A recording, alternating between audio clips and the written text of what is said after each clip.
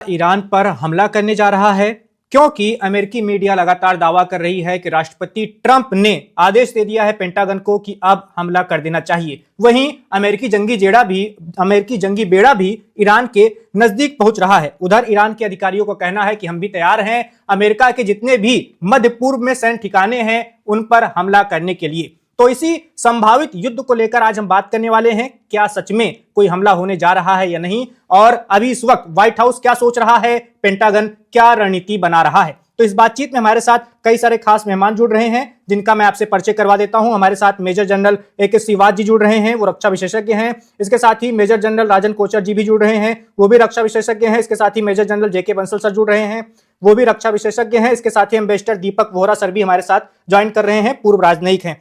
सबसे पहले A K. Shrivas sir, आपके पास में आना चाहूंगा। क्या लग रहा है कि ईरान और अमेरिका अब एक युद्ध की ओर बढ़ रहे हैं? देखो, सच्चाई है कुछ ऐसे आपको मिल रहे हैं, कुछ ना कुछ एग्जाम्पल्स भी हैं, कुछ आपके पास ऐसे लग रहे हैं कि हो सकता है कि ये अगले 48 घंटे में युद्ध हो, मगर इसका पक्का गारंटी कोई नहीं कर सकता।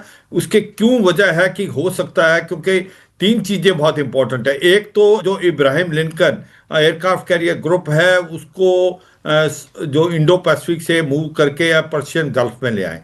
दूसरा, इन्होंने 50,000 के करीब सैनिक बढ़ाए हैं मिडिल ईस्ट के अंदर अपने। उसके बाद इसने F-22 F-35 जो एयरक्राफ्ट और उसके एयर रिफ्यूलर भी डाल दिए मिडिल ईस्ट में। इसके बाद टोमाहोक मिसाइल लगा दिए सबमरीन के अंदर।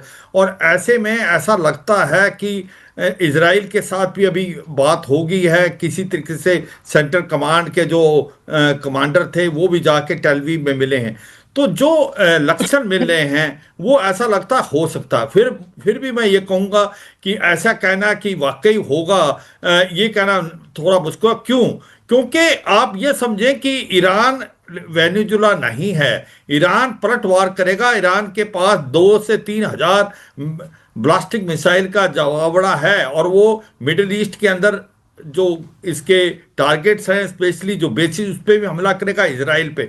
और तीसरा सबसे इंपॉर्टेंट चीज है, अगर रजीम चेंज करना चाहता है अमेरिका, तो रजीम चेंज जब तक नहीं होगी जब तक फुट ऑन ग्राउंड नहीं होंगे। और अगर बूट्स ऑन ग्राउंड करेगा अमेरिका तो उसके लिए मुझे लगता है काफी मुश्किलात होगी, वो नहीं करना चाहेगा। कहीं ऐसा ना हो कि अगर युद्ध करे और वो उसके ऊपर मिसाइल या रॉकेट या अपने एयरक्राफ्ट भेजे, ये पूरा ईरान जो कि आज की तारीख में प्रोटेस्ट करा था वो इकट्ठे ना हो जाए, और ये Iran versus America, Iran versus Israel ना हो जाए। ये भी कहीं ना कहीं डोनाल्ड ट्रंप अपने मन में सोचेंगे। वो चाहेंगे कि भाई सांप भी मरे लाठी भी ना टूटे, कुछ ऐसा करे। क्या ये प्रेशर टैक्टिस है कि किसी तरीके, या इसके ओनली न्यूक्लियर इंस्टॉलेशन को बर्बाद किया जाए, साइबर वारफेयर किया जाए और उसके जो कमांड सेक्टर उसको बर्बाद किया जाए? क्योंकि कहीं ना कहीं डर ये है कि जो पिछली बार जो हमला हुआ था उसके अंदर कहीं ना कहीं उसने जो यूरेनियम था एनरिच 60 टन, वो कहीं ना कहीं उसने निकाल दिया था। क्या जो ईरान इतने करीब है कि वो न्यूक्लियर हथियार बनाने के हैं?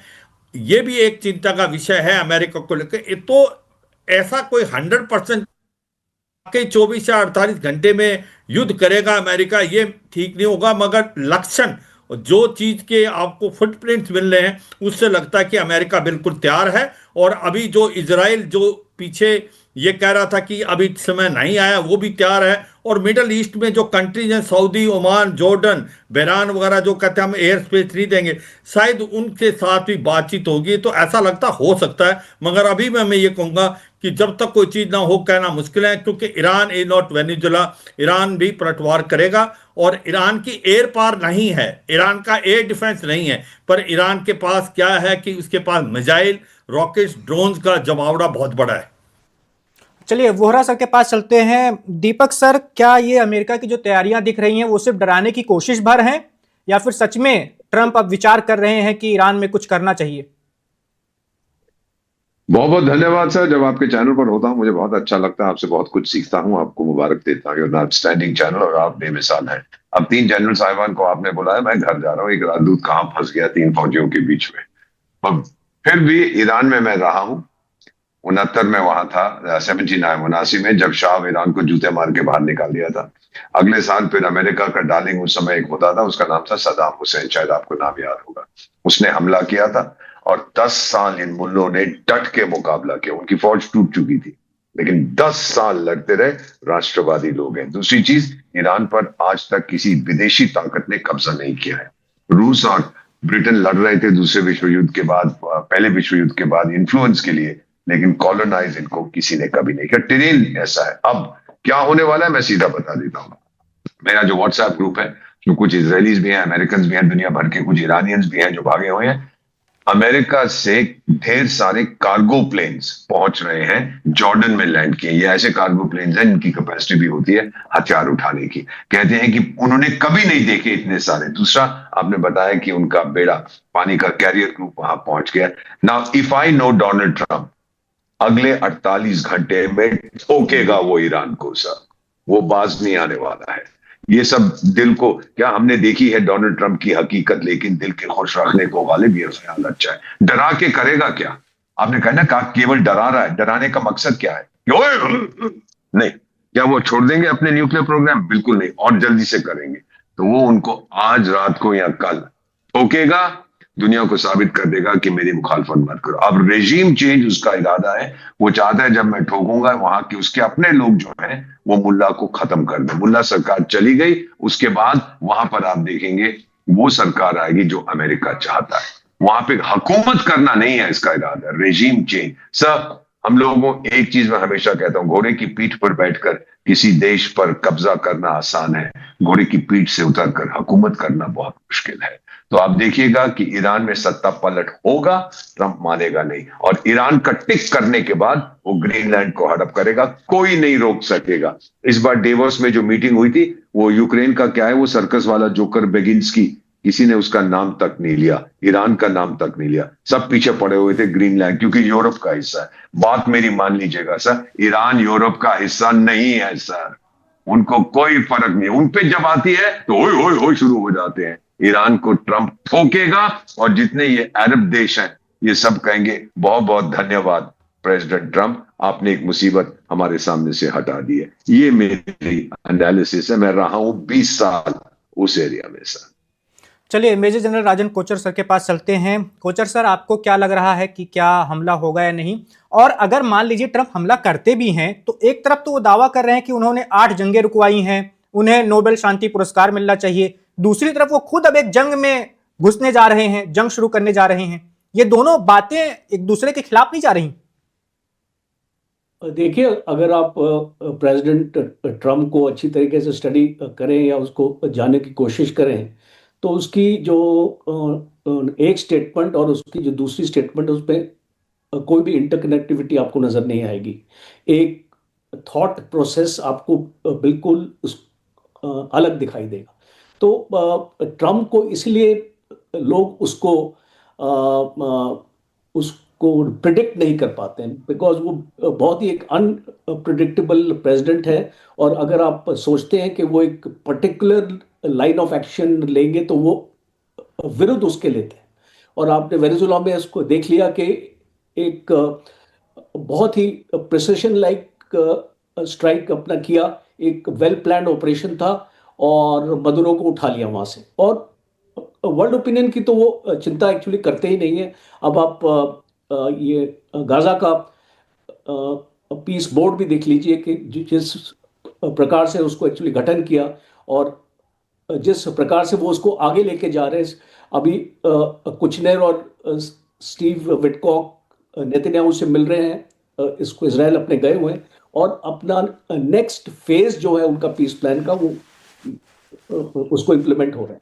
अब आते हैं ईरान के ऊपर। सी, आपको इसको देखना पड़ेगा, कोई भी एक देश, अमेरिका जैसा देश, जब इतनी अपनी तैयारी करके जब उसने अपने पूरे फोर्सेस को तैनात कर दिया है, और जॉर्डन से लेके पर्शियन गल्फ और इसको पूरे इसको एरिया में ये अपनी फोर्सेस को भेज दिया है, तो ये उसका कोई ना कोई मकसद है।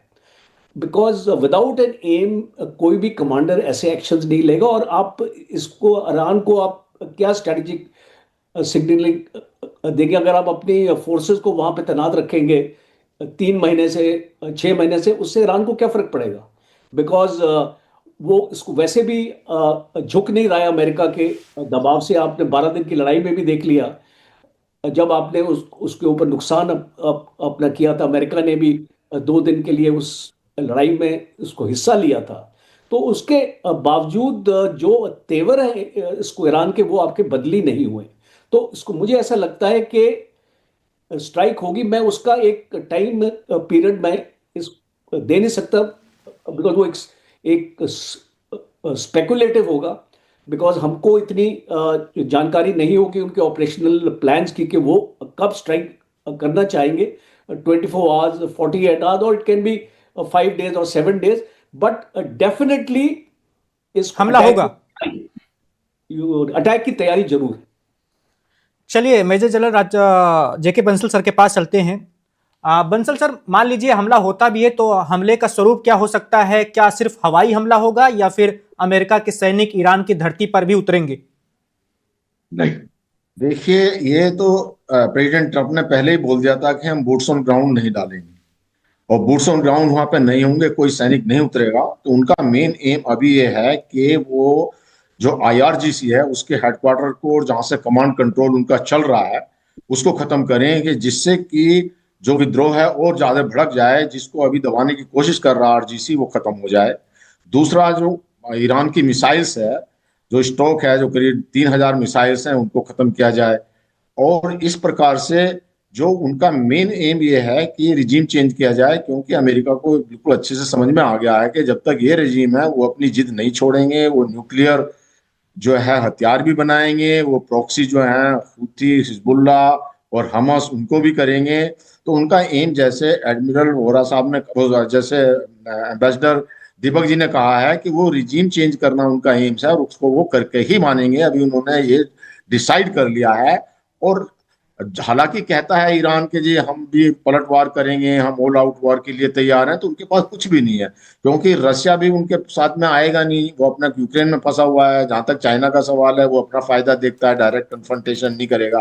वो कुछ HQ-9 भी एयर डिफेंस भेज रहा है, जो देख लिया था सिंदूर के दौरान में, वो बेकार रहे, जो है वो इंडिया की मिसाइल से वो कुछ नहीं कर पाए। तो इस प्रकार से ईरान कह जरूर रहा, ईरान की एक कैपेबिलिटी है कि उनके पास 2-3 हजार मिसाइल्स हैं। पिछली बार भी जब वो मिसाइल छोड़ी थी इजराइल के पास में, तो इजराइल का जो है एयर डिफेंस सिस्टम चरमरा गया था, जिसमें कि उनका आयरन डोम वगैरह सब काफी ध्वस्त हुआ था, उसमें काफी नुकसान हुआ था। लेकिन आप ये बताइए कि जब उनके पास एयर डिफेंस है ही नहीं, तो एट विल जो है इजराइल और अमेरिका उनको जहां चाहेंगे वहां पे अटैक करेंगे।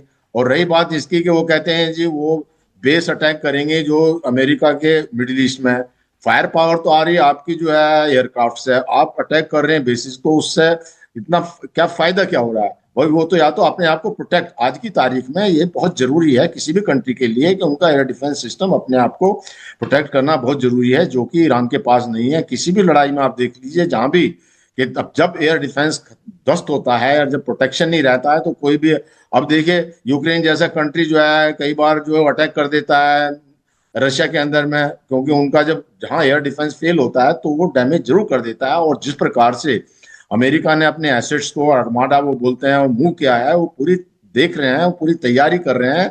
जब सही समय आएगा बंसल सर, अमेरिका की अपनी जी। तैयारियां तो चल रही हैं, लेकिन कुछ रिपोर्ट्स तो ये भी आ रही हैं, खबरें आ रही हैं कि चीन की ओर से ईरान को मदद करने की कोशिश की जा रही है। तेहरान में कुछ विमान उतरे हैं, ऐसा बहुत सारे लोग दावा कर रहे हैं। हाँ, चीन की तरफ से बताया मैंने, वो एयर डिफेंस सिस्टम वगैरह कुछ भेज रहे हैं, लेकिन उससे कोई फर्क नहीं पड़ता इतना ज्यादा। जो है HQ-9 एयर डिफेंस सिस्टम दे के भेज देंगे तो वो उससे कोई, अब वो कोई आने वाले तो है नहीं, अपनी मिलिट्री तो मूव कर नहीं रहे हैं, तो उससे कोई फर्क नहीं है। कोई जो, जहां तक अमेरिका जिस प्रकार से बड़ा सोच समझ के कर रहे हैं, आप देखिए करीब एक हफ्ते पहले ये था कि वो अटैक करेंगे, और उन्होंने कह भी दिया था, लेकिन जो उनके कमांडर्स हैं उन्होंने बताया कि भाई अभी राइट टाइम नहीं है, हम पूरी तरह से तैयार नहीं है। उधर इजराइल ने कहा कि जी हमारे पास रक्षा कवर नहीं है, तो इसलिए हम अभी जो अपना कवच बना लेते हैं और पूरा एसिड्स मूव कर लेते हैं। अब्राहम लिंकन आ गया है, और दूसरा उधर से उन्होंने जॉर्ज बुश को मूव किया है, और जितने डेस्ट्रॉयर और उनके जो बाकी आ रहे हैं, तो वो सब तैयार होने के बाद जब बिल्कुल ऐसा समझेंगे। और इसके अलावा जो इन्होंने अपना जो ये आग लगाई हुई है ईरान के अंदर, जो भड़की हुई है जो विद्रोह, और जो वहां पे दिखाए जाते हैं पहलवी के फोटो पुराने जमाने के कि हाँ कितनी फ्रीडम थी, तो खूब अच्छे से जब ग्राउंड तैयार हो जाएगा और पूरा वो उस पर होगा, उस समय जाकर अटैक करके रिजीम चेंज करेंगे। रिजीम चेंज करने पे जो है उनका 2 ही 3 तरीके हैं, या तो वो जो है खामनेई का कहाँ पे है ठिकाना उसको अटैक करेंगे, और इस तरह से देख करके वो रिजीम चेंज करना उनका मेन मकसद है इस बार में, और वो यही करेंगे। ये तो सब कहना है कि जी हमने फांसी रुकवा दी, वहां पे इंटरनेट चल ही नहीं रहा, क्या पता क्या हो रहा है, 20,000 कोई कहता है लोग मारे बिल्कुल। गए, कोई कुछ कहता है, तो ये तो ईरान सब में जो भी है। क्या हो रहा है उसकी सच्चाई तो दुनिया के सामने आ ही नहीं पा रही है। अगले सवाल की ओर चलते हैं सिवात सर के पास। सिवात सर, क्या लग रहा है कि अगर अमेरिका हमला करेगा तो वो जो मध्य पूर्व में उसके सैनिक अड्डे हैं वहीं से ही उसके जरिए ही हमला करेगा, लेकिन ये सऊदी अरबिया और बाकी मुस्लिम देशों की क्या प्रतिक्रिया हो सकती है? क्या वो लोग चाहते हैं कि खामनेई की सत्ता चली जाए ईरान से? या देखो, 2-3 बातें हैं कि ये जो मिडल ईस्ट में मुस्लिम कंट्री हैं, पहले तो वो कभी भी ईरान को न्यूक्लियर हथियार बनाना नहीं देना चाहते। अगर ईरान के पास न्यूक्लियर हथियार आ जाएगा तो पूरे एरिया में इंस्टेबिलिटी होगी, और कहीं ना कहीं सुन्नी और शिया की लड़ाई तो है। और ये सच्चाई है कि ईरान के साथ कोई दूसरा खड़ा नहीं है। हाँ, ये है, ईरान से थोड़ा बहुत डरते हैं कि ईरान पलटवार करेगा, ईरान मिसाइलों का हमला करेगा उन बेसिस पे, कतार पे हो, जॉर्डन पे हो, बहरान पे हो, सऊदी इराक में हो। मगर ये सच्चाई है कि पेट्रोइड मिसाइल सिस्टम और third terminally high altitude area defence America ने वहां लगा दिया है। अब बात आती है कि अगर वो अभी हमें हमला करना नहीं करना, इसके ऊपर बात आ गई कि चलो हमला करेगा, तो ईरान के पास क्या ऑप्शन है, ईरान इसको क्या करेगा? ईरान भी को तो पता है कि अमेरिका उसके ऊपर हमला करने वाला है, और अगर ईरान हमको मालूम है हमला करने वाला, तो ईरान ने भी कुछ ना कुछ तैयारी की है। ये सच्चाई है कि जो चीन और रूस हैं वो हथियार के अलावा कोई खास उसकी मदद नहीं करे। उसके पास जो एयर डिफेंस सिस्टम, जो HQ-19 भी दे दिया, जो लेटेस्ट है, मगर इसकी प्रॉब्लम क्या है कि ईरान की एयर पावर बिल्कुल नहीं है। एयर पावर पे नहीं, उन्होंने मिसाइलों पे ज़्यादा एक प्रकार से अपना भरोसा रखा है। तो जब अगर एयर पावर का इस्तेमाल करेगा अमेरिका और इजराइल, तो वो एयर डोमिनेशन कर देता है, तो फिर जो टारगेट को हिट करना आसान हो जाता है, इसमें कोई शक नहीं। ओनली ईरान के पास एक ही चीज है कि वो मिसाइलों से हमले पलटवार करेगा। वो कितने सटीक होंगे वो डिपेंडेंट है कि एयर डिफेंस सिस्टम आज की तारीख में इजराइल का आयरन डोम और बाकी जो थर्ड और पेट्रोइड मिसाइल सिस्टम क्या करते हैं। मुझे अभी भी एक चीज का शक है कि जो हम सोच रहे हैं कि रजीम चेंज हो जाएगी, मेरा अगला सवाल यही होने वाला था सर। हाँ, मैं उसमें थोड़ा है, रिजीम चेंज हो सकती है अगर इंटरनल डिसेंट बहुत ज्यादा है, क्योंकि अभी तक वहां से खबरें नहीं आ रही। ये सच्चाई है, ये प्रोटेस्ट बहुत ज्यादा हो रखे थे। कहीं ऐसा ना हो कि जब हम बूट्स ऑन ग्राउंड नहीं करें, IRGC जो है उसमें अभी तक फूट नहीं आई है। IRGC जो है वो कंट्रोल करता है ईरान को, क्योंकि मिलिट्री इतनी स्ट्रांग नहीं जितनी IRGC है। वो बहुत क्लोज आयतुल्लाह अल खमानी के। CIA और मोसाद काफी देर से इन्फिल्ट्रेट कर चुके हैं। IRGC के अधिकारियों की वफादारी को लेकर भी बहुत सारी बातें होती हैं। क्या अमेरिका पैसे के दम पर उन्हें खरीद सकता है, जैसा कि उसने वेनेजुएला और बाकी देशों में किया है? यही तो सोचा जा रहा था कि वेनेजुएला में जैसे उसके पर्सनल जो गार्ड थे उनको खरीद लिया। मोसाद और जो CIA है वो इसीलिए इन्फिल्ट्रेट किया कि IRGC में फूट डाले, IRGC के कुछ जो पर्सनल प्रोटेक्शन को वो अभी तक खरीद ले। वो हुआ नहीं है, ये वो समय बताएगा। मगर सच्चाई है, अगर बूट्स ऑन ग्राउंड नहीं करता तो IRGC में डिसेंट आना बहुत जरूरी है। IRGC 40% के करीब इनका जो इकोनॉमी को भी कंट्रोल करता है। तो यह सच्चाई है कि यही क्वेश्चन मार्क है कि अगर बूट्स ऑन ग्राउंड नहीं होते हैं तो क्या रजीम चेंज हो पाएगी? हाँ, हो पाएगी। अगर डिसेंट आ गया IRGC में, टूट फू आ गई, लोगों में प्रोटेस्ट ज्यादा हो गया और टारगेट सेलेक्ट ठीक किए, nuclear installation, command and control, logistic supply, और कोई सिविल टारगेट हिट नहीं किया जाए, ये बड़ा सोच समझ के, मुझे लगता है अमेरिका ने इस चीज को, पिछला जो युद्ध किया था इन्होंने 12 दिन का इजराइल से, हाँ, तो उससे काफी कुछ सीखा है। चलिए अच्छी बात सर। वोहरा सर भी तो ईरान भी पलटवार जी, वोहरा सर के पास चलते हैं। दीपक वोहरा सर, आपको क्या लगता है, और मान लीजिए अगर अमेरिका का हमला होता है और उस स्थिति में क्या खामेनेई देश भी छोड़ सकते हैं? क्योंकि बहुत सारी खबरें आती हैं कि वो रूस जा सकते हैं, और भी बहुत सारी खबरें हैं। और यही इस सवाल का जवाब आपसे भी लूंगा कि क्या आईआरजीसी की जो मजबूत दीवार है उसे तोड़ पाएगा अमेरिका, वफादारी खरीद पाएगा? अब मैं शायद आपने एक देश का नाम सुना होगा, उसे वेनेजुएला कहते हैं, नाम सुना है आपने? जी जी। जी हाँ। और वहां पर चीन के और रूस के कितनी मिसाइलें थी। जनरल साहब अभी सिवाज साहब, जिनकी बुद्धि और जानकारी मुझसे कहीं ज्यादा है, कहते 3,000 10,000 में, चलिए 15 करोड़ है। हमने देखी है इन मिसाइलों की हकीकत, लेकिन दिल के खुश रखने को गालिब ये ख्याल अच्छा है।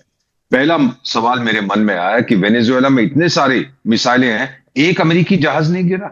150 उसके हेलीकॉप्टर मंडरा रहे थे वहां। अब मैं बताता हूं, एक अमेरिकन साइबर वॉरफेयर एक्सपर्ट, एक जनरल साहब मेरे बहुत अजीज मित्र, अभी मिला हूं उनसे। मैं कहा आप लोगों ने क्या किया था? ट्रंप साहब ने क्या बोला था सर? सुनिएगा, उन्होंने जब वेनेजुएला में गए थे, बोले हमारे पास कुछ था, हमने कुछ किया था ब्लैकआउट। ब्लैकआउट का मतलब बहुत साल पहले एक स्टक्सनेट इन्होंने वर्म डाल दिया था ईरान के न्यूक्लियर प्रोग्राम के जो कंप्यूटर्स थे, 10 साल तक वो कुछ नहीं कर पाए थे। इन्होंने टोटली डिसेबल कर दिया था उसके एयर डिफेंसेस को, कंट्रोल्ड बाय कंप्यूटर्स। और मुझे ये भी बताया उस जनरल साहब ने कि हमारे 150 हवाई जहाज वहां पे मंडरा रहे थे उसके ऊपर, और उनके जो रेडार कंट्रोलर्स थे वो कह रहे अरे बिल्कुल क्लियर ब्लू स्काई है, यहां पर कुछ नहीं है। सर, ये कुछ नहीं कर पाएंगे इनके missile, take it from me. ये जो डिले जा रहा है, sir let me complete it sir. ये जो 5-10 दिन का डिले है, ये सिर्फ इसलिए है कि इनके जो कंप्यूटर कंट्रोल्ड है डिफेंस सिस्टम्स है, उनको नपुंसक बना देगा और फिर ये ठोकेगा। Take it from me. Venezuela में इन्होंने कामयाबी देख ली है, इन्होंने बहुत कामयाबी वहां हासिल की है। नहीं तो ये सवाल जनरल साहिबान बताएंगे कि एक भी मिसाइल वो फायर नहीं कर पाया, क्या हो गया था? 24 घंटे तक तो वो चल रहा था वहां पर हमला। This is something to think about. और मेरे पास कोई कारण नहीं है कि जो अमेरिकी जनरल साहिबान ने मुझे बताया, काफी ब्रीफिंग दी है, कि मैं उनको डाउट करूं। This is what he said. और ट्रंप ने भी कहा था कि हमने उनको अंधा कर दिया था। जो सिंदूर में हमने जिहादिस्तान के जो कंट्रोल सेंटर्स थे, उनको भी अंधा कर दिया था। लेकिन वोहरा सर, पिछले ही साल हम देख चुके हैं कि ईरान पलटवार करना भी जानता है, और किस तरह से उसने खूब सारी मिसाइलें दागी थी और इजराइल का सुरक्षा उस समय जंग नहीं था सर, उस समय जंग नहीं था, इस तैयारी के साथ नहीं गए थे। अब तैयारी के साथ जा रहे हैं, तभी तो डिले है सर। सारा कुछ तो है, सब कुछ तो नजर आ रहा है। बहुत और बता सकते हैं कि किस तरह की और तैयारियां हो सकती हैं? सर मेरा जो मानना है, जो मैंने देखा है, मैं रहा हूं उस एरिया में, उसके पास दम नहीं है सर। उसके कंप्यूटर सिस्टम्स बहुत वल्नरेबल हैं। और जब एक बार जैसे वेनेजुएला के साथ किया था, आप वर्म कहते हैं उसको, वायरस को बिठा देते हैं, वायरस को आप कंट्रोल करते हैं बैठे हुए, जब चाहेंगे आप उसको एक्टिवेट कर सकते हैं। Take it from me sir. ये सारा साइबर वॉरफेयर की जो बात चल रही है, ये हवा में बातें नहीं हो रही। भारत में भी हम लोग बहुत ध्यान दे रहे हैं इसके ऊपर कि क्या हो सकता है अगर आपके पूरे सिस्टम, ट्रंप ने क्या बोला था, मैंने वहां अंधेरा कर दिया था। ये किसने किया अंधेरा सर? उसका आदमी जाके बिजली का स्विच ऑफ कराया था। ये कंप्यूटर के जरिए कंट्रोल किया। सो साइबर कंट्रोल कंप्यूटर बड़ी अच्छी बात है, लेकिन वल्नरेबल भी बहुत है सर। और एक 15 करोड़ मिसाइल हो जाए, जब तेरे पास कंट्रोल सिस्टम नहीं है तो क्या करेगा?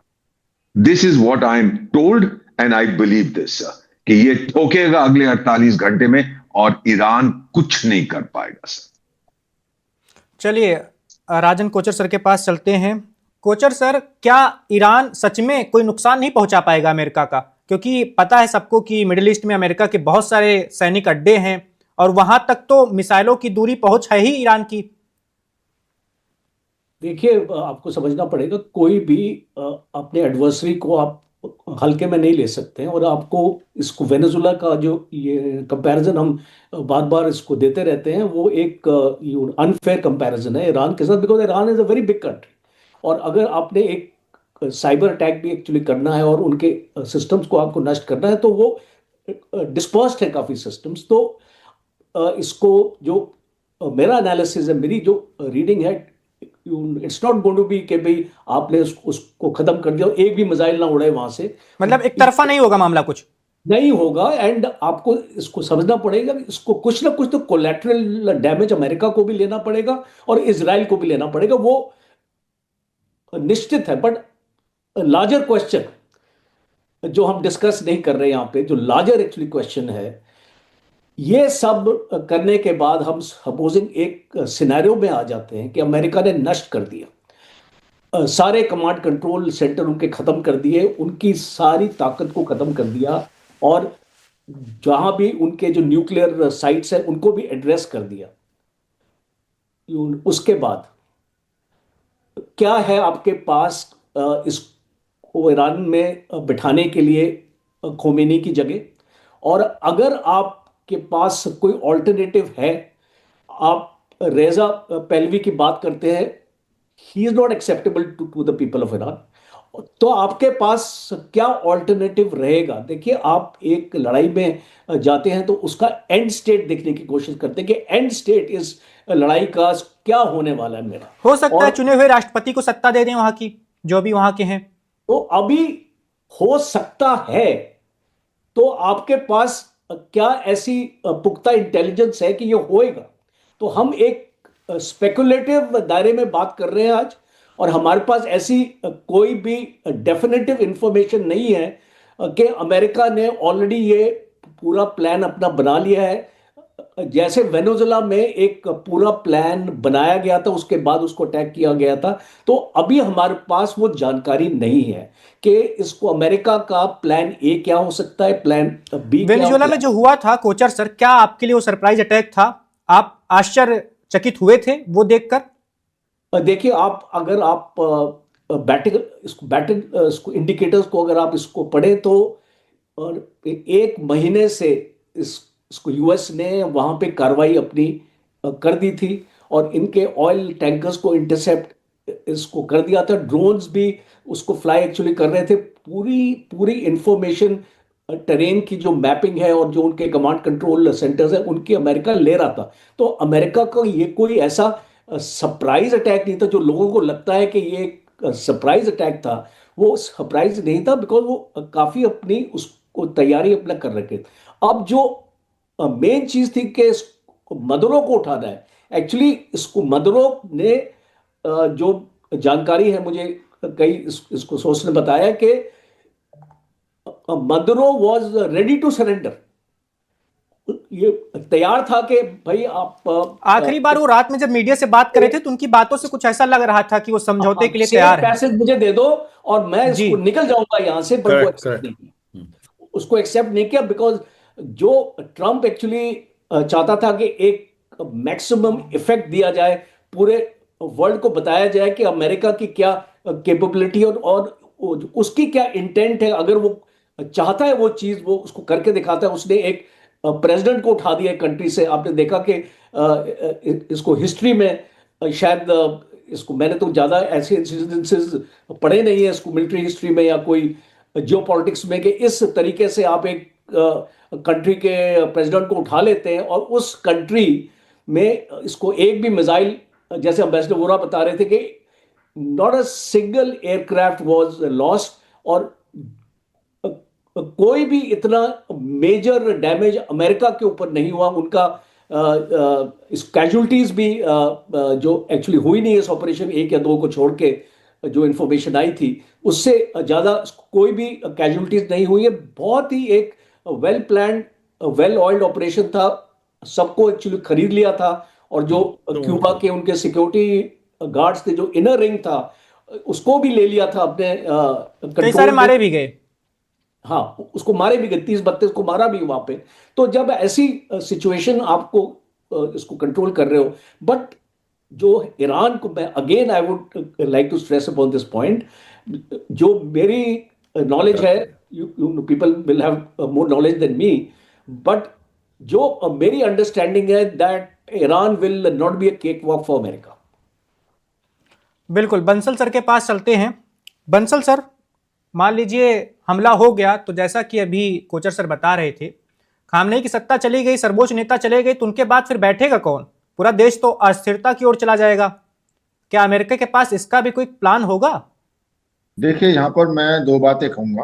वो ये कि आपने बहुत अच्छा सजेशन दिया है कि जो प्रेसिडेंट है अभी पेजेस्कियान, वो मॉडरेट विचार का है, और वो जो है चाहता है कि वो पहले भी अपना इंटेंशन दिखा चुका है कि हम अपनी प्रोग्रेस करें बजाय न्यूक्लियर के चक्कर में बढ़ने के। नंबर 1, तो उसको बिठा सकते हैं, और बहुत सारे लोग, कोई ना कोई आ ही जाएगा बैठने के लिए। और ना भी आए तो अमेरिका के ऊपर फर्क क्या पड़ता है? इन्होंने इराक को जो है खत्म कर दिया, वहां किसी को बिठाया, गद्दाफी को खत्म किया, किसी को बैठाया। तो इनको तो जो एक बंदा है इनके अगेंस्ट में है, कोई भी जो अगर एक शासक है या खामनेई को ये समझते हैं, तो उसको खत्म करने से मतलब है इनका। अगर कोई बैठ जाए तो बड़ी अच्छी बात है कि भाई हाँ चलो आ गया, कोई कंट्री जो है आ गई। चलता जाएगा, और नहीं आए तो उनको कोई फर्क नहीं पड़ता।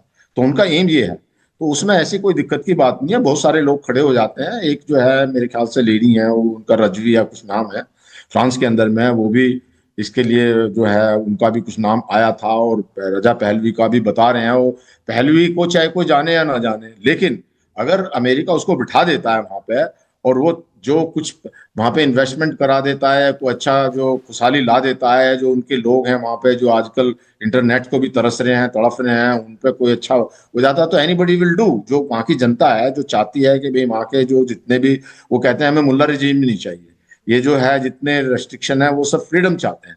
अगर वो फ्रीडम कोई भी देगा तो वहां पे किसी को भी एक्सेप्ट किया जाएगा। हालांकि जो वहाँ के फ्रैक्शन ग्रुप हैं या डिफरेंट एरियाज में हैं जो हो रहे हैं, वो उनको कंट्रोल कैसे किया जाए वो इम्पोर्टेंट चीज है। लेकिन जनता को तो एक चाहिए, खाना पीना, उनके लिए फ्रीडम और इंटरनेट ये मिल जाए तो किसी को भी वो सपोर्ट कर देंगे। तो ऐसी बात नहीं है, ये हो जाएगा इसमें। और हम जो अभी रिजीम को तो चेंज करके ही मानेंगे, इनका इरादा ही ये था। अभी जो देखिए ये जो सब कुछ चला है, ये सब कुछ 28 दिसंबर के बाद में, 28 दिसंबर से जब ये वहां पे विद्रोह हुए, उसी के बाद में तो सारा लड़ाई झगड़े की या अमेरिका के ट्रूप मूव हुए, या ये उससे पहले क्यों नहीं हुए? वो इसलिए नहीं हुए कि ये चाह रहे थे कि भाई रिजीम को तब चेंज किया जाए जब वहाँ इंटरनल जो है, इनका पहले से इरादा था कि रिजीम चेंज किया जाए, तो वो थोड़ा सक्सेस की तरफ जाता रहा। बहुत दिन से ट्राई कर रहे होंगे। अब ये तो सब कहते ही हैं कि भाई वहां पे जो इस तरह से कई बार टीवी हैक हो जाते हैं और रजा पहलवी का जो है भाषण चलता है, कभी कहते हैं आर्म सप्लाई किए जा रहे हैं। तो इन सब चीजों को देखते हुए तो वहां पर ये जो है इस समय जो अभी जो वहां की अनरेस्ट है उसका फायदा उठा करके रिजीम चेंज होने के चांसेस हैं, और अमेरिका को और इजराइल को इसमें सफलता मिल जाएगी, मैं ऐसा सोचता हूँ। वोहरा सर के पास चलते हैं। वोहरा सर, अगर हमला होता है तो क्या ये अमेरिका और इजराइल का संयुक्त हमला होगा या फिर कोई और देश इसमें सम्मिलित हो सकते हैं? लेकिन नेटो तो कमजोर हो रहा है, अब तो ट्रंप का भरोसा उठ गया है नेटो से। नेटो की जरूरत किसको है? अमेरिका के बिना नेटो तो भूटान से भी ज्यादा कमजोर है। तो बकवास करते हैं। 800 910 करेंगे इजराइल और अमेरिका 100% सर, 100%। नेटो की जरूरत किसको है? Who wants NATO? ये तो परवाह नहीं करता नेटो की। ये और इजराइल मिलके, अभी तो F-35 या क्या उनकी खबर भी आई थी। Take it from me sir, मेरे बहुत से इजरायली दोस्त हैं, ये दे आर डिटर्मिन्ड। और जो आपने अभी जिस एक पुराने शाह के बेटे की बात की थी, मैं मिला हुआ न्यूयॉर्क में उनसे sir. I don't know if I should say this, लेकिन मैसेज उनके किसी सहयोगी से मेरे पास आया था, सी यू इन तेहरान एम्बेसडर। इसका क्या मतलब है? मैं तो जान ही रहा वहां पर, अगर वो लोग जा रहे हैं उनको बहुत मुबारक हो। So the entire indication is that ये ठोकेगा सर। ईरान कुछ नहीं कर सर, वो पहलवी जिनकी आप बात करें प्रिंस की, उनको लेकर कहा जाता है कि उनकी वैसी स्वीकार्यता नहीं है ईरान में। बहुत सारे लोग उनको नहीं पसंद करते। नहीं सर, ये नहीं कह रहे कि वो पसंद करते हैं। मैं नहीं कह रहा कि वो राष्ट्रपति बनेगा वहां का, वो वापस तो जाएगा सर। उसकी जमीन कितनी है, जायदाद कितनी है वहां पर? वो जो आपका मार्को रूबियो नहीं है जो विदेश मंत्री है अमेरिका का, वो क्यूबा से है। आधा क्यूबा तो उसके परिवार का की संपत्ति है। ही इज डिलाइटेड कि मैं वापस जाऊं, मुझे वो जमीन चाहिए वहां पे रेजिम चेंज। ये पर्सनल इनके इंटरेस्ट बहुत ज्यादा होते हैं सर। मेरा अपना मानना है दैट ही विल गो। ये नहीं है कि राष्ट्रपति बनेगा, ये बनेगा, वो नो, उसको चाहिए जो कुछ उसका वहां पे था, उसके बाप ने जो भी इकट्ठा किया था, जायज नाजायज जो भी था। बट ईरान में मुल्लाज आ हिस्ट्री सा, वो इतिहास के कूड़ेदान में फेंक दिए और कोई समर्थन नहीं करेगा उनका। हर जगह इन्होंने पंगा लिया है। एकमात्र देश है ईरान जो कहता है कि यहूदियों को जीने का अधिकार नहीं है, और कोई नहीं ये कहता है। यही कहता है, क्यों भाई, तू चाचा है मेरा, क्यों नहीं अधिकार है उनको जीने का? इजराइल ठोकेगा इसको सर, अमेरिका भी ठोकेगा इसको सर। वोहरा सर, जब वेनेजुएला में अमेरिका ने अपना ऑपरेशन किया था, सैन्य कार्रवाई की थी, उसके बाद व्हाइट हाउस के कई सारे अधिकारियों को मैं सुन रहा था, उनका कहना था कि अगर जिंदा नहीं पकड़ पाते मदुरो को तो मार भी सकते थे हम लोग। क्या खामनेई के साथ भी ऐसा करेंगे ये लोग अगर उस स्थिति में पहुंच पाए तो, जो कि मुश्किल है? मार देंगे उसको पकड़ लाने की कोई जरूरत नहीं है सर। नहीं, मुश्किल होगा, ठोक देंगे, मार देंगे उसको, खत्म, गेम ओवर। फिर कौन आएगा? तो आपस में भिड़ेंगे ये मुल्ले सर। क्या पता उससे पहले वो रूस चले जाएं जैसे असद जा चुके हैं। नहीं, ये अगर भाग गया तो रेजिम चेंज तो हो गई ना सर, वही हो। फिर मुल्ला दूसरा कोई नहीं आएगा वहां पर। इंटेंशन अगर रेजिम चेंज का जो हम सब बात करें तो हो गया ना, अगर वो रूस जाए, चाहे चीन जाए, चाहे चंद्रमा पर जाए, खत्म हो गया सब कुछ। मेरा अपना मानना है सर, ये जो अमेरिका परवाह नहीं करता बाद में क्या होगा, it doesn't matter. Syria, Libya, Gaddafi की हम बात कर रहे थे, हमने ये सब जगह देखा, मैंने टूनिशिया में देखा, मैंने यमन में देखा। वोहरा अरे सर, जो दुश्मन है हटाओ, बाद में देखेंगे क्या होता है। ये तो अमेरिका की पॉलिसी है ना सर। ये जो अमेरिका के निशाने पर लोग रहते हैं, क्या उनका इकलौता पनाहगाह सिर्फ रूस ही है या कहीं और भी ये लोग ठिकाना ढूंढ सकते हैं? नहीं सर, ये मेरा नहीं ख्याल कि इनको और कहीं ठिकाना मिलेगा, और रूस ले लेगा अमेरिका से पूछ के। उनका समझौता हो चुका है सर, ये बाकी सब बेकार की बात है। ग्रीनलैंड के बारे में रूस ने बोला, और मेरे चाचा का क्या जाता है, लेना है तो ले ले। बिल्कुल, पुतिन Which को इस is बयान से reality. थोड़ी बहुत हैरानी हुई। वो ऐसा क्यों कह रहे हैं? मुझे तो ऐसा लग रहा है कि अगर ट्रंप ऐसा कुछ करते हैं ग्रीनलैंड में तो खुश हो जाएंगे पुतिन। बहुत खुश हो जाएंगे, ये ले लिया तो ले लिया। नेटो टूट गया, यूरोपियन यूनियन टूट गई है, यूक्रेन तो मैं खा गया हूं, हमारा समझौता हो गया था। वेनेजुएला, दक्षिण लैटिन अमेरिका को आप खा जाओ। वो मॉन्ड्रो डॉक्ट्रिन होती थी, जिसे 200 साल पहले, जिसे अब ट्रंप कहता है डॉनरो डॉक्ट्रिन है। एक हॉलीवुड में फिल्म बन रही है, उस फिल्म का डोनाल्ड ट्रंप का नाम है ना, उसको डॉन कहते हैं फॉर शॉर्ट। फिल्म का नाम है डॉन अभी जिंदा है। टाइगर अभी जिंदा है तो डॉन भी अभी जिंदा। I am joking, I am not serious general Mansoor साहब, this is just meant to be a joke. लेकिन वोहरा ये सर, सिवाज किसी सर की के नहीं पास बात चलते हैं। सुनेगा जी, सर। सिवाज सर के पास चलते हैं। सिवाज सर, अभी ट्रंप का हालिया जो बयान आया है वो ब्रिटेन को लेकर ही बहुत ज्यादा कड़ा रुख अपना रहे हैं। नाराज है। उन्होंने कहा कि अफगानिस्तान के युद्ध में नेटो ने दूरी बना ली थी, तो जो ब्रिटेन के प्रधानमंत्री हैं वो भी गुस्से में आ गए। उन्होंने कहा आप ऐसा कैसे कह सकते हैं? तो क्या आपको लगता है नेटो का काम खत्म, मतलब वो इतिहास की बात हो गई अब? देखो, सच्चाई यह है कि अगर वो ग्रीनलैंड की बात हो रही है कि अगर अमेरिका ग्रीनलैंड लेता है, और अमेरिका ग्रीनलैंड कभी भी फोर्स से नहीं लेगा, उसके पास और तरीके हैं। ग्रीनलैंड अमेरिका जरूर लेगा क्योंकि स्ट्रेटेजिकली बहुत इंपॉर्टेंट है। आज के टाइम में जब से ये सी लेन खुल गई, आर्कटिक में सबसे चौस्टर टूस्ट है, एशिया से यूरोप, यूरोप से नॉर्थ अमेरिका, और उसके बाद ये GI यूके गैप है, जिसको बोलते हैं ग्रीनलैंड, आइसलैंड और यूके गैप है, जिसको एक प्रकार से सारी शिपिंग लेन वहां से आती है, उसके ऊपर बैठा ग्रीनलैंड। तो ले तो गा, मगर वो ऐसे नहीं करेगा हमला करके। वो एक प्रकार से खरीदना चाहता है। आप देखें पहले क्या किया उन्होंने। 1803 में लुधियाना लिया फ्रांस से, 1867 में अलास्का लिया रूस से, और 1917 के अंदर उसने वर्जिन आइलैंड लिए डेनमार्क से। तो वो खरीद लेगा, प्रेशर डाल रहा है, वो बातचीत होके लेगा। मगर ये सच्चाई है लेकिन अगर वहां के लोग तैयार ही नहीं हुए, जैसा कि कहा जाता है कि 50 से 60 हजार के बीच में वहां की आबादी है, वो लोग बहुत विरोध कर रहे हैं।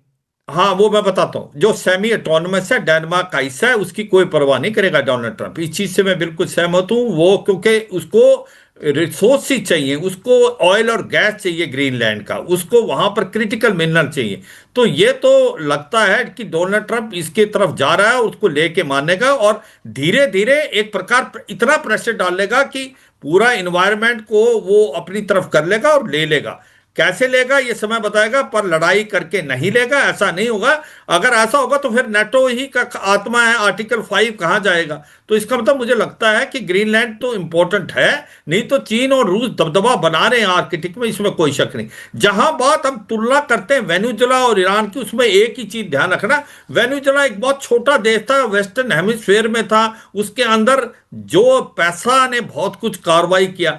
ईरान एक बड़ा देश है। मुझे लगता है कि अगर ईरान का अयातुल्ला खमैनी को लगा कि वो कमजोर है, उसके दिन लिमिटेड, वो पहले भाग जाएगा। ये हो सकता है। मगर अगर वो लड़ता है तो फिर बड़ा मुश्किल होगा। रजीम चेंज होना इतना आसान ईरान में नहीं होगा। ईरान पलटवार करेगा। ईरान ये है कि ईरान की ताकत चाहे कमजोर हो, पर जो मिसाइलें हैं वो फायर करेगा। एयर डिफेंस सिस्टम इसका कमजोर है। तो मैं ये कहता हूं कि हाँ, डोनाल्ड ट्रंप ने मन बना लिया है तो वो 48 घंटे या 24 घंटे में कर सकता है। वो इब्राहिम लिंकन की वेट कर रहा है। बाकी उसने चारों तरफ से अपने आप को खबरें आ रही हैं, मजबूत वो कर तो लिया। ये कह रहे हैं कि आज रात तक वो जंगी बेड़ा पहुंच सकता है। हाँ, वो जंगी पे लेना क्या हो रहा है कि वो मलक्का स्टेट क्रॉस किया कल को, वो जी। कल शाम तक पहुंचेगा। और अगर वो गल्फ ऑफ पर्शिया पहुंच जाता है तो फिर वो करेगा, क्योंकि वहां से वो 1800 किलोमीटर तक का उसका जो दायरा है उसकी तरफ चल रहा है। हाँ, ये सच्चाई है, उसने सबमरीन्स को भी लगा दिया है, जिस प्रकार से वो अपनी मिसाइलों को करेगा टोमाहॉक, उसके बाद F-22 F-35 रैप्टर और थर्ड मिसाइल सिस्टम और एयर डिफेंस सिस्टम पेट्रोइड का भी दे दिया है। तैयारी पूरी है, इसमें कोई शक नहीं। हमारा एक ही है कंसर्न कि ईरान जो है वो भी कुछ ना कुछ तो सोच रहा होगा, ये सच्चाई है। IRGC में अगर फूट आ जाती है मोसाद और CIA, तो फिर तो बहुत आसान होगा, नहीं तो मुश्किलात आएगी। ईरान पलटवार करेगा, कितना नुकसान कर पाएगा वो तो समय बताएगा। मगर ये एक बड़ा इंटरेस्टिंग टाइम है कि कब करेगा हमला, और हमला होने के बाद ईरान का क्या रिस्पॉन्स होगा, क्या वहां रजीम चेंज होगी, क्या अयातुल्ला अल खमैनी उससे पहले चले जाएंगे, उसके बाद क्या होगा, वो तो आप एक प्रकार से प्रजम्पशन कर सकते हो, ये टाइम ही बताएगा। मगर ये सच्चाई है, वेनेजुएला और ईरान दो बहुत अलग अलग हैं। ईरान ने बहुत लंबी लड़ाई देखी है, जो लेसन सीखे अमेरिका ने, जो इजराइल ने 12 दिन में, कुछ ईरान ने भी सीखे। मगर एक चीज तो है, ईरान को कभी न्यूक्लियर हथियार नहीं बना देगा अमेरिका और इजराइल, ये बॉटम लाइन है।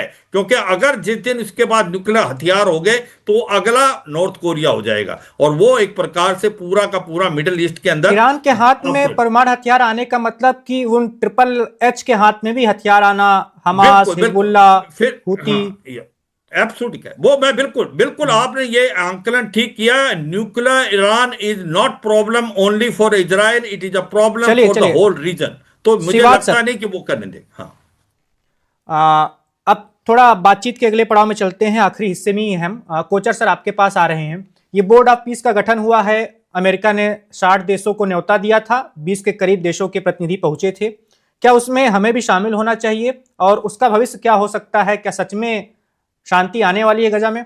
बिल्कुल नहीं जोड़ना चाहिए इसमें। ठीक कहा कोचर सर।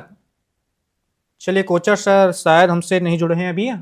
बंसल सर आपके पास आते हैं, क्या लगता है आपको? नहीं, कोई मतलब ही नहीं बनता, ना होना चाहिए, ना इंडिया होगा। इंडिया बहुत समझदार है, मैच्योर है, इसका जवाब कैसे ट्रंप और नाराज नहीं हो जाएंगे? वोरा अच्छा दे सकते हैं, लेकिन कोई मतलब ही नहीं बनता, क्योंकि ट्रंप और उसमें नाराज इसलिए नहीं हो नहीं जाएंगे बनता। सर? जी, ट्रंप और ज्यादा खफा नहीं हो जाएंगे? नहीं खपा, अरे कौन परवाह कर रहा है? इंडिया को परवाह कर रहा है उनके खपा होने ना होने की? इंडिया अपनी इंडिपेंडेंट पॉलिसी लेके चल रहा है, और इंडिया को जो है, इंडिया अपने दम पर चलता है, और वहां पे सिर्फ वन मैन शो है। तो वो वहां पे जाके कोई भी, आज की तारीख में तो ये है कि कोई भी अगर कोई प्राउड नेशंस का प्रेसिडेंट या प्राइम मिनिस्टर है, हेड ऑफ द स्टेट, वो इस तरह के कोई नहीं करेगा कि वहां जाके किसी एक आदमी के या एक के माध्यम, तो कोई मतलब ही नहीं बनता। इंडिया इसमें बिल्कुल पार्टिसिपेट नहीं करेगा, ना करना चाहिए। हमारा पड़ोसी तो बढ़ चढ़ कर हिस्सा ले रहा है, गलबैया कर रहा है ट्रंप के साथ। कौन कौन? शहबाज शरीफ, आसिम मुनीर, पाकिस्तान के इस वक्त के सर्वे सर्वा। उनको तो यूज किया जाता है, वो तो डर्टी काम करने के लिए तैयार है। डर्टी तो करेंगे ही ना, वो कभी अपनी फौज भेज देंगे वहां पे। मैंने देखा मंच पर ट्रंप के साथ बैठे हुए थे शहबाज शरीफ, और इशारों में बता रहे थे कि देखो सामने मुनीर भी बैठे हैं, उनसे भी आप हाय हेलो कर लीजिए। हाँ, तो ये तो वो तो इनका कोई अस्तित्व नहीं है। ये तो पहले बेचारे अपना, वो एक जो चमचा होता है उसको हर एक आदमी पसंद करता है, और उसको अपने पास में भी बिठाता है, उसको कहता भी हाँ जी ये है। बाकी तो उसमें उनका कोई अस्तित्व नहीं है। आप कहाँ कंपेरिजन कर रहे हो? एक सवाल और है, थोड़ा बातचीत से हटके ही है, इस पर वोहरा सर से भी जवाब लेंगे और उसके बाद अपनी बातचीत को खत्म करेंगे। मुनीर के पहनावे को लेकर भी बहुत सारी बातें हुई थी। सोशल मीडिया पर जो फोटो आई उसमें उन्होंने जो कोट पहना हुआ है उसके अंदर ऐसा लग रहा है कि उन्होंने बुलेट प्रूफ जैकेट भी पहना हुआ है। बहुत खतरे में लग रहे हैं वो आजकल। क्या हमसे खतरा है उनको? बिल्कुल, देखिए लोगों से, अज्ञात जो हथियार वाले होते हैं, मार कर निकल लेते हैं, उनसे खतरा है। देखिए, 26 आदमी 26 पहले भी मारे गए ना, उनके अंदर में इनसिक्योरिटी है काफी। और जब आदमी कोई गलत तरीके के काम, उनके अपने कंट्री में भी खतरा है। आप जिस तरह के वो एक्शन ले रहे हैं कि फौज भेजने की बात कर रहे हैं गाजा में, या जो है इस तरह की जो एक्शन है, तो उनके देश के लोग ही उनसे खफा हैं। हो सकता है काफी फौजी जो बिल्कुल टीटीपी वाले हैं, बीएलए वाले हैं, कोई भी कुछ भी कर सकता है। कोई भी कुछ भी कर सकता है, बिल्कुल ठीक कहा आपने। तो इसलिए वोहरा सर आपके पास आते हैं, क्या लगता है बोर्ड ऑफ पीस के बारे में भी थोड़ा बहुत आप बता दीजिए, हमारा उस पर क्या रुख होना चाहिए? ईरान में भी हमारे हित जुड़े हुए हैं वोहरा सर। ईरान हमारा दुश्मन तो नहीं था, जो वहां की सर्वोच्च सत्ता है उससे हमारे रिश्ते अच्छे थे, मोदी जी के साथ अच्छे थे, और वहां का चारबाग जो पोर्ट है उसको लेकर भी हमसे काफी जुड़ाव है। उसको लेकर आप कैसे देखते हैं? हाँ, आपको मेरी आवाज रिलीज हो रहा है? जी जी सर, आ रही है आवाज सर। जी, मैं बस, अगर आप मेरी आवाज सुन, कैन यू, हाँ सर, सुन पा मेरा रहे हैं। सिग्नल फ्रीज हो रहा है, अगर सुनाई दे बिल्कुल रहा है, सर, सुनाई आपकी दे रहा आवाज सुन पा रहे हैं। है। ये बोर्ड ऑफ पीस जी, ये एक 80 साल पुरानी बुढ़िया न्यूयॉर्क में रहती है, मैंने वहां काम किया, शायद आपने नाम सुना होगा। उसको संयुक्त राष्ट्र संघ कहते हैं। Useless, powerless and point.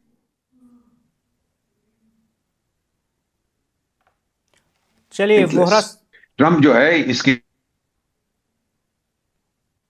आपकी आवाज कट रही है वोहरा सर। के थ्रू एक नया के पास वीटो नहीं होगा, और किसी के पास नहीं होगा, तो ये में फेंकना चाहता है, उसकी जगह बोर्ड ऑफ पीस लेगा सर। भारत को जाना चाहिए, थोड़ी देर हम लोग पहले इसको देखेंगे क्या होता है क्या नहीं होता है, उसके बाद हम फैसला करेंगे सर। उसमें कोई शर्त भी रखी गई, कितना धनराशि देनी पड़ेगी, पैसा देना पड़ेगा? $3 बिलियन। जी जी, उतनी बड़ी रकम हम क्यों दे? बिल्कुल। और इसको टेम्परेरी के लेकर लिए जरूरत नहीं है उसमें। हाँ जी। देखो, बिल्कुल बिल्कुल देखो Again, हाँ, रूस देखिए, रूस कितना शातिर खिलाड़ी है, कहता है जो मेरे पैसे आपने दबा के रखे हैं उसमें से 1 बिलियन उसको फ्रीज कर रखे थे। बिल्कुल बिल्कुल। ये इसके अंदर ना एक चीज का ध्यान रखना पड़ेगा, ये जो बोर्ड ऑफ पीस है, ये तो ऐसा लगता है यूनाइटेड नेशंस का भी बाप बन गया है, और आने वाले टाइम में और क्या इसमें होगा सबसे इसकी ज्यादा हैरानी रिपोर्ट। वाली बात बंसल सर ये होती है कि ट्रंप ने आजीवन खुद को इसका प्रमुख घोषित कर दिया है। भले वो राष्ट्रपति रहे ना रहे, सर्वे सर्वा वही रहेंगे। बिल्कुल हाँ, बिल्कुल। तो ये कोई चलने वाली चीज नहीं है, ठीक है, थोड़े दिन के लिए चलेगी, ज्यादा नहीं लगता मुझे लंबी चलेगी। जब तक सबका इसमें इंक्लूसिव नहीं होगा और सब मन से नहीं आएंगे तो कहाँ चल पाएगी। चलिए कोचर सर के पास चलते हैं। अभी कोचर सर तो हमारे साथ हैं नहीं, आखिरी बार टिप्पणी हम ले लेते हैं। वोहरा सर, आप जुड़े हुए हैं? जी, आपने चारबाहा पोर्ट को लेकर कुछ नहीं बताया सर, क्या हमारे कुछ नहीं जुड़े होगा हैं यहाँ सर, सुन लीजिए, सत्ता पलट होगी, जो भी नई सरकार आएगी वो चाबार को क्यों फेंकेंगे। कितने $1 मिलियन उनको ट्रांजिट फीस में मिलेंगे, 1 बिलियन तो साल के मिलेंगे उनको कम से कम, अगर बहुत से देशों ने यूज करना शुरू कर दिया। अपने पैर पे कौन कुल्हाड़ी मारता है? ये तो बेवकूफ जो जिहादिस्तानी है वो नाच रहे हैं, ओ जी चाबार भी चला गया, ये बेवकूफ लोग हैं। जो भी सरकार आएगी, तालिबान की सरकार आई थी जब पहली बार, तो ओहो जी भारत की $3 अरब डूब गए। अबे गधो, वो हमसे कह रहे हैं कि और बनाओ और लगाओ, ये भी प्रोजेक्ट बनाओ, वो भी बजा। चलिए श्रीवास सर के पास चलते हैं। श्रीवास सर, इस बातचीत में आपकी आखिरी टिप्पणी, जो भी हम इस विषय पर अभी हम बात कर रहे थे। हाँ देखो, चाबार पोर्ट जो है वो भारत के लिए बहुत इंपॉर्टेंट है। आपको देखना चाहिए कि चाबार पोर्ट पाकिस्तान को बाईपास करते हुए आपका डायरेक्ट जाता है अफगानिस्तान, फिर सेंट्रल एशियन स्टेट, और उसके बाद जाता है तभी इसको, इस चाबार को प्रमोट किया जा रहा है sir. Go ahead sir. So point है कि चाबार पोर्ट भारत के लिए इंपॉर्टेंट है, अफगानिस्तान, सेंट्रल एशियन स्टेट और नॉर्थ साउथ ट्रांसपोर्ट कॉरिडोर के लिए। और ये ऐसा नहीं है कि अमेरिका ने कितने सैंक्शन लगा रखे हैं मगर चाबार पे उसने भी नहीं लगाए, क्योंकि वो भी जानता है कि चाबार पोर्ट उसके लिए भी फायदे में है। वो रूस में भी जाता है, ईस्टर्न यूरोप में भी जाता है, 3 से 4% ट्रेड बढ़ेगा अगले 10 साल में। बिल्कुल ठीक बात कर रहे थे वोरा साहब, किसी की भी गवर्नमेंट ईरान में आए वो चाबार पोर्ट को अहमियत देगी, क्योंकि चाबार पोर्ट उनको भी फायदा, भारत को भी फायदा। भारत ने तो 400 के बिलियन डॉलर उस पर खर्च कर चुका है, और जो हमने एक पोर्ट चला रहे हैं वहां पर, तो मुझे लगता है कि चाबार पोर्ट को कोई खास फर्क पड़ेगा नहीं, वो चलेगा। और भारत के लिए बहुत इंपॉर्टेंट है Chabahar port. It is gateway to central Asian state and also north south transport corridor. एक बड़ी इंपॉर्टेंट चीज हमें देखनी पड़ेगी कि मान लो कि इस इलाके के अंदर भारत, अब जैसे आपने बोर्ड ऑफ पीस की बात की थी, भारत वेट एंड वॉच की पॉलिसी अडॉप्ट कर रहा है। भारत देख रहा है कौन कौन इसमें शामिल होंगे, कौन कौन है। इसकी रूपरेखा डोनाल्ड ट्रंप ने एक झटके में बदल दी है। कभी तो इसको देखा जा रहा था कि ये गाजा के लिए है, आज ऐसा लगता है गाजा नाम तो है ही नहीं इसके अंदर। इसका तो रूपरेखा है जैसे ये यूनाइटेड नेशन को एक प्रकार से रिप्लेस कर रहा है बोर्ड ऑफ पीस। तो भारत अभी कोई फैसला नहीं लेगा, सोच समझ के लेगा। और जब बात आती शहबाज शरीफ की पाकिस्तान की, उसने अपने पैरों पे कुल्हाड़ी मार ली है, क्योंकि अब ये समझ आ गया कि उनके डोमेस्टिकली भी लोग उसके अगेंस्ट हो जाएंगे। और ये अब, क्योंकि बोर्ड ऑफ पीस के अंदर अगर आप देखेंगे, पहली बात जो आप कह रहे हैं $1 बिलियन, वो तो आपको दब देना पड़ेगा अगर आप परमानेंट मेंबर बनना चाहते हो। मगर फिर भी बोर्ड ऑफ पीस के अंदर भारत का अभी जाना कोई मतलब नहीं होता, और पाकिस्तान के जाने से पाकिस्तान की कैच 20 सिचुएशन हो गई है कि वहां पर उसके खुद की जो डोमेस्टिक पॉपुलेशन हो उसके अगेंस्ट हो जाएगी। ये भी उसको बड़ी प्रॉब्लम है। इजराइल भी नहीं चाहता कि वो बोर्ड ऑफ पीस में आए, टर्की को भी नहीं चाहता, क्योंकि वो चाहता, उसको लगता है पाकिस्तान जैसा देश जो टेररिज्म में इन्वॉल्व है वो कहाँ बोर्ड ऑफ पीस में गाजा में आएगा। तो ये सच्चाई है, भारत अपना जो भी एक्शन लेगा अपने नेशनल इंटरेस्ट में लेगा, कोई जल्दबाजी में एक्शन नहीं लेगा, और अभी तक भी लेता रहा है बड़े सोच में। और सुनने में यह भी आया है कि जैसे ही यूरोपियन यूनियन के साथ भारत की फ्री ट्रेड एग्रीमेंट होगी, कहीं ना कहीं अमेरिका के ऊपर भी प्रेशर है कि जल्दी फ्री ट्रेड एग्रीमेंट हो अगले कुछ एक दिनों में, कुछ एक महीनों में। और हो सकता है, सुनने में यह आया 50 से 25% हमारा जो टैरिफ होने वाला है, उसकी वजह है भारत ने जो ऑयल लेते थे रूस से, उसमें काफ़ी कमी कर दी है। चलिए शिवाज सर, आपका बहुत धन्यवाद। वोरा सर, आपका भी शुक्रिया वन इंडिया के साथ जुड़ने के लिए, और बंसल सर, आपका भी बहुत धन्यवाद। तो ईरान में अभी जो कुछ हो रहा है, और जैसा कि संभावना जताई जा रही है कि अमेरिका ईरान पर हमला कर सकता है, क्योंकि उसकी तैयारियां कुछ वैसी ही दिख रही हैं। और दूसरी ओर ट्रंप जो है वो गजा में शांति स्थापित करने के लिए काफी प्रयास कर रहे हैं। बोर्ड ऑफ पीस का गठन किया गया जिसमें कई देश शामिल हुए हैं, और उसमें भारत ने अभी खुलकर कुछ कहा नहीं है कि वो शामिल होगा या नहीं। तो फिलहाल वैश्विक स्थिति जो है वो काफी ज्यादा असमंजस भरी है। कई सारे देश जो हैं वो युद्ध में फंसे हुए हैं, और कई सारे नए युद्धों की आशंकाएं जन्म ले रही हैं। तो फिलहाल आज तर्कश में बस इतना ही, और आपसे फिर एक अपील, एक विनती कि हमारा एक खास कार्यक्रम 9 बजे आता है देश दिन भर, उसे देखना बिल्कुल भी ना भूलें। हमारे सहयोगी मुकुंद आपको बताएंगे कि देश में आज दिन भर क्या कुछ हुआ है, खबरों के पीछे का एंगल, और हर वो पहलू आपको बताएंगे जो शायद आपको कहीं और ना मिले। तो बिल्कुल आप देखिए देश दिन भर रात्रि 9 बजे। फिलहाल के लिए इतना ही, धन्यवाद।